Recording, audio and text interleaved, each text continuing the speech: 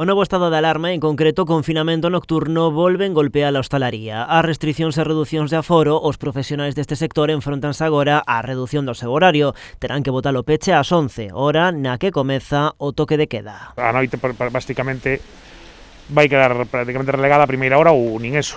E os locais que traballan xa bueno, un pouco de cafetería de tarde ou de última copa de primeira hora e demais, teño fastidiado. Estamos nun momento complicado do tema da pandemia e hai que entender que hai que bueno, pois intentar que isto pois non vaya a máis, pero hai que buscar un equilibrio, non? Nos temos claro que temos unha responsabilidade tamén. Os hostaleiros, de novo no abismo, fan un chamamento aos seus clientes para que sigan consumindo en bares e restaurantes. Propoñen ir mudando os nosos hábitos de vida, adiantando, por exemplo, a nosa hora de cea. Xa levamos moito tempo pensando que deberíamos de ter botar un pouquiño atrás a hora das ceas, sobre todo, que era o que veíamos que se iba hacia máis tarde.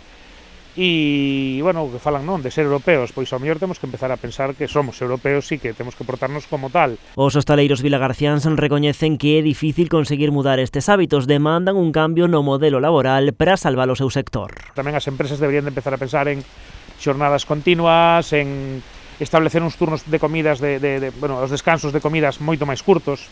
A veces parecía un pouco ilóxico que hubiera 2 horas e media para comer, non, entre turnos, que ao final tamén eso disminúe o rendemento nas empresas.